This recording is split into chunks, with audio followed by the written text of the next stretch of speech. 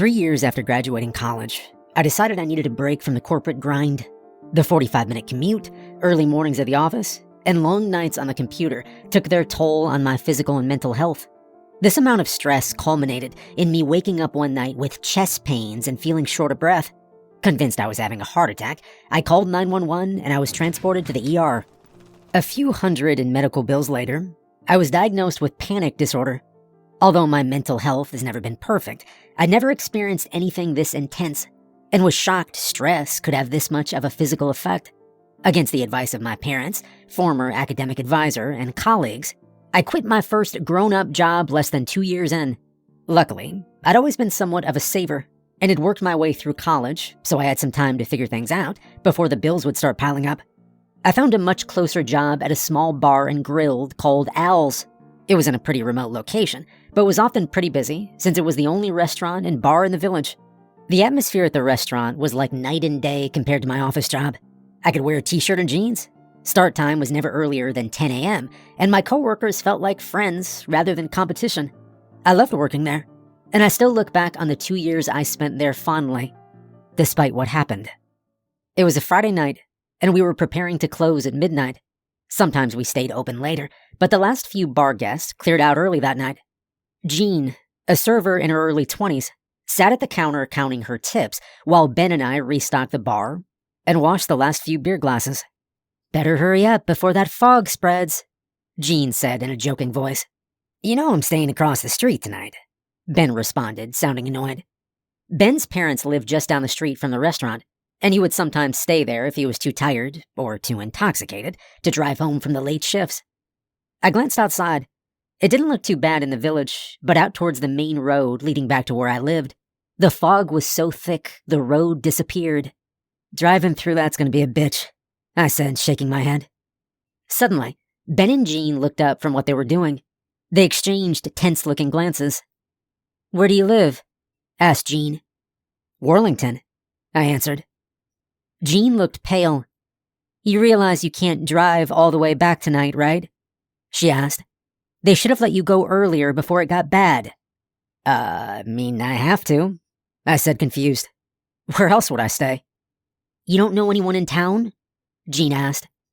I shook my head. "All right, then you can stay with me if you need to," she said.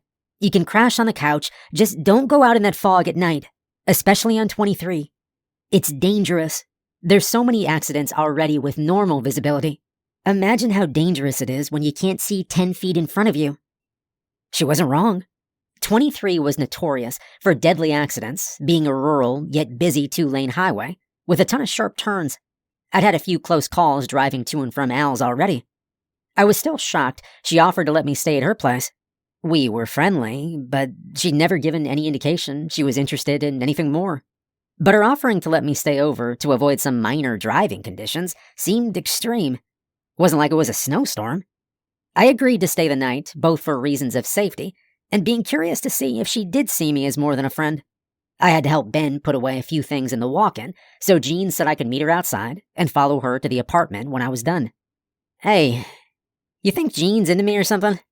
I asked Ben once we were alone. "Surprised she actually invited me to stay over." Ben shrugged. "Maybe," he said. Ben wasn't his usual self tonight. He was usually outgoing and boisterous.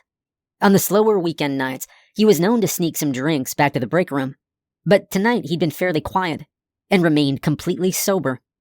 We got our closing jobs completed for the night, and I was getting ready to walk out the door when Ben stopped me. "Hey man, seriously don't drive in that fog tonight. I don't care what happens at Jean's, just wait until morning to head back," he said. This was out of character for Ben. He didn't have a reputation of being a safe driver. He regularly drove under the influence and wasn't opposed to street racing. I wanted to know why this was such a big deal to him, but I was exhausted, and I knew Jean was outside waiting for me. I nodded. "All right, no worries. See you tomorrow, man," I said, waving to Ben. It was less than a 5-minute drive to Jean's apartment. She lived in an older duplex. She grabbed some blankets and a pillow from the closet and put them on the couch for me. I thanked her. I felt pretty awkward at this point. It felt strange spending the night at her apartment when we only ever saw each other at work or the occasional bonfire or party. Luckily, Jean broke the ice by putting on a Marvel movie, We were both fans of Marvel. We watched a few movies and ate some snacks. It was starting to be clear to me that she didn't have any interest in me romantically, but I was okay with that. She was still a good friend, and I did enjoy her company. After a while, my mind drifted back to Ben's strange demeanor tonight. You notice how Ben was tonight? He's quiet as hell, and he didn't have a single beer. I said, "Yeah, don't worry about it. He always gets like that when it's foggy out. He doesn't like to talk about it, but he saw a bad accident out there a few years ago when there was a fog and it was hard to see. He wouldn't tell me much about it, but it must have been pretty gory." I nodded. That made sense. Jean decided to head to bed after the movie was over, and I got settled in on the couch. I was just starting to doze off when my phone rang. I jumped up and quickly silenced it. It was my roommate, David. I figured whatever he was calling about could wait until morning and tried to go back to sleep. Then I saw a text. "Call me now." It read in all caps. Annoyed, I got up and stepped out onto the porch to avoid waking Jean up. I called David back. "All right, what's so important you need to call me at 2 a.m.? I asked. "Our house just got broken into," responded David. "Are you kidding me?" "No. I just called the police and they're on their way. I just got home from Jenny's and it looks like the back door was kicked in. The lock's broke. The place is totally ransacked and our TV's gone." Whoa, what about my Xbox?" I asked. "I'm sorry, man, I don't see it." "All right, I'm on my way," I said, and quickly hung up. I quietly gathered up my things and folded up the blanket. I decided to leave quietly and text Jean in the morning to let her know what happened. I didn't see the point in waking her up, and I wasn't in the mood to be talked out of going to see what had been stolen. I was getting angrier by the second. I hated how rampant theft was in Worlington, and was even angrier remembering how many hours I spent at a job that almost killed me to earn everything I owned. I texted David to let him know I may take longer than usual to get home, since I'd have to go slow to get through the fog on 23. Once I got onto the highway and realized how thick the fog was, my rage subsided a bit. I knew I'd have to stay fully focused on driving. I was pretty tired, so I turned on the radio to help me stay alert. I drove 25, despite the 55-mile-per-hour speed limit. I couldn't see anything. This fog was the worst I'd ever seen, even worse than snow blindness. Almost every station on the radio was breaking up. The only station I could get a signal on was some folky-sounding country station. I eventually gave up and turned it off, annoyed. I started to see some light through the fog, so I slowed down a bit. I quickly realized there was a pickup truck on the side of the road with the hazard lights on. I slowed to a stop behind it and got out. There was a man who looked like he was in his 50s, sitting in the driver's seat with the door open. He was mumbling and crying, head in his hands. "Sir, you okay?" I asked. He continued to mumble and sob at the same time. "You need help? I can call someone," I said. He looked up, appearing very distressed, and his face was very red. The phones don't work out here. We're screwed. We're dead," he said. "What's going on? I can help you." I tried. "They messed with my truck. I looked away for 1 minute and my truck won't start," he stammered. "All right, look, man, it's okay. I'll call a tow truck for you and the police if you need me to. It's going to be fine." He continued to sob while I pulled out my phone and dialed 911. I tried 3 times and the call wouldn't go through because of bad service. I knew this area didn't have the best reception, so I told him I was going to walk up the road a ways to try to get service. It's no use, he kept repeating. I started to feel like I was a little out of my element. I didn't know how to calm down someone who was hysterical, and I had no idea how his truck was damaged, since it looked fine from the outside. If someone really did mess with his truck, were they still out here? I walked about 50 feet away from where we were parked, and again tried to call 911. Still no service. I cursed Verizon's coverage and walked back to the man in the truck. "Hey, not having any luck right here, but if you want to come with me up the road to the gas station, we can call for help from there." "No," he said. "You're one of them." He began mumbling things under his breath that didn't make sense. "I've been out here for 6 hours. Nothing's real. The road should have ended miles ago."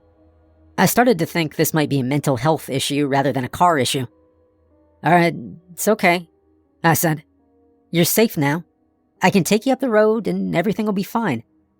The man didn't take this well and began fumbling around for something in the glove compartment. To my horror, he pulled out a shotgun. I stepped back. Whoa, whoa, whoa, whoa. I'm sorry. I wasn't going to try to hurt you, okay? It's fine. I'll go. He continued to point it at me until I was out of sight.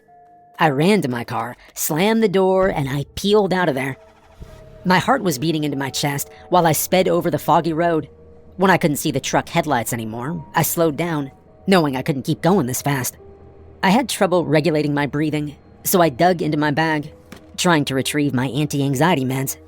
I decided I was probably far enough away to pull over, so I did, and was luckily able to take my meds.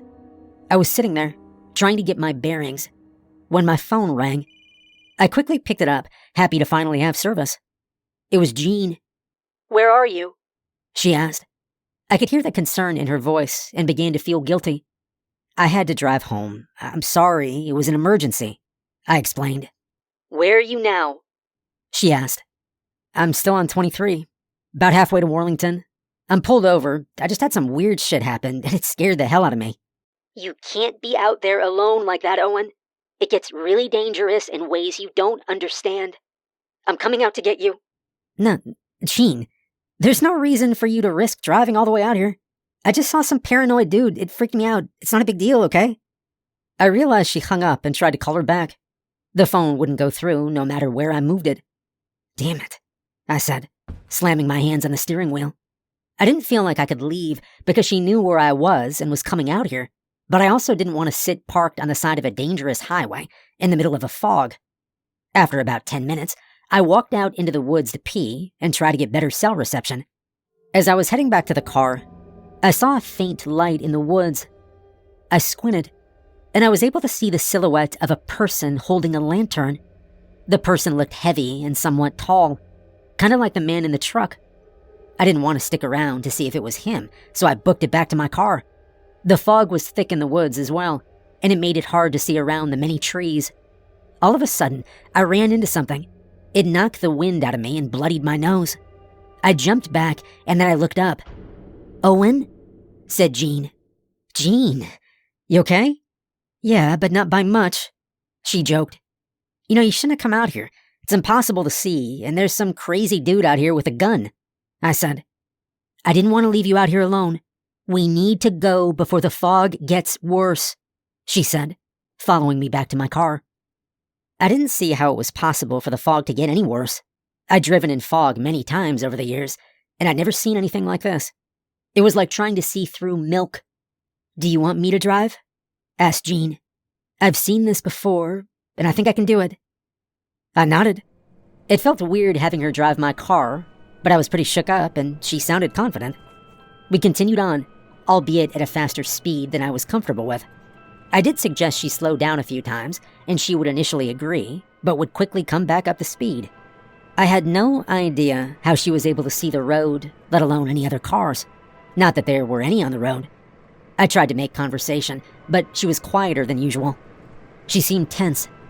I decided it was probably best not to distract her. I eventually felt so uncomfortable with her speed that I asked her if she could stop at the Quick Stop gas station that was a few miles before the exit to Warlington. It had to be coming up. She agreed to. By the time we reached Quick Stop, I was shaking with fear. Jean said she was going to stay in the car, so I went in alone. I locked myself in the bathroom and splashed some cold water on my face. My phone rang. It was Jean. "Hey," I answered. "Where are you? I've been on 23 for like 10 minutes and I haven't seen you." I felt a shiver run down my spine. You're outside Quick Stop waiting for me," I stammered. "Stop messing with me, Jean. It's been a weird night, all right?" "Owen, listen to me. Whatever's at Quick Stop with you, it's not me. I should have told you how serious this was before you left. Something paranormal that no one understands happens when the fog covers 23. It happened to my grandpa years ago. He was always so paranoid about fog, but he never told anyone why. When he was in his twilight years, he told me more about what he saw out there.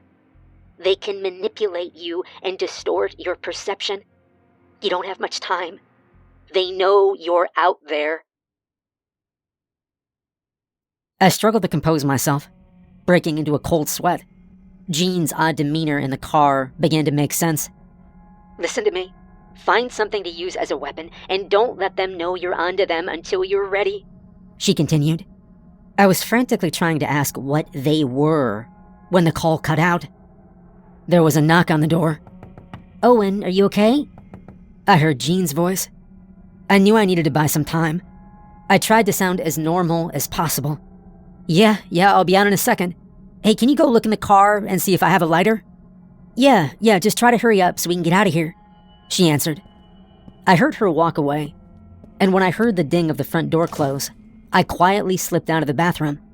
I walked around the store looking for something, anything to use as a weapon. There was no one else at the store, besides it being open 24/7. Not even a cashier.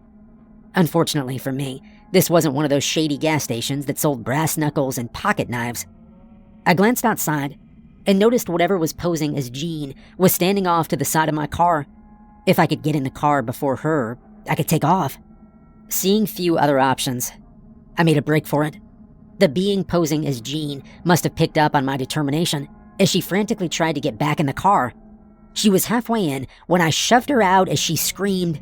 Next thing I knew, she was in front of the car, and before I could hit my brakes, I felt the thrust of my car hitting something. I quickly threw my car in reverse and I took off.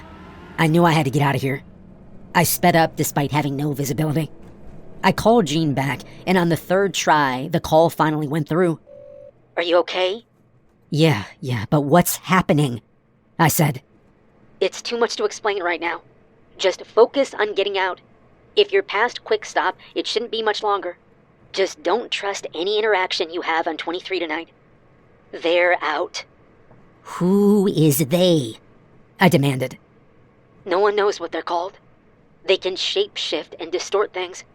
Just get off the road as soon as you can." I continued driving at a slow but steady pace, and was hopeful I'd start to see the lights of Worlington ahead. However, to my horror, I noticed 2 blinking lights just feet away from me. I swerved to avoid hitting the car.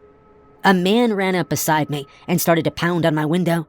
It was the guy from earlier in the truck. I wasn't sure if he was a regular guy or one of them, but I didn't want to take any chances. I tried to speed up to get around him, but the loose gravel slowed me down. "Please, man. I'm sorry about earlier," he started. "I have a wife and 2 kids at home. I need to get out of here. Just please help me." Against my better judgment, I unlocked the door and he got in. I wasn't sure why I took this risk, besides the fact that he did try to warn me earlier. That, and he has a gun that may be needed at some point. "Where's the gun?" I asked. He sat it on the middle seat. "It'll stay right there. I won't touch it," he promised. I took off, unsure if I made the right decision. I learned that the guy's name was Josh, and he lived on the other side of Worlington. He seemed like a very normal guy, and I began to feel more at ease as the drive continued. "What brought you out to 23 tonight?" I asked casually. He chuckled and looked out the window. This seemed strange, and I suddenly had a bad feeling. I kept a close eye on him.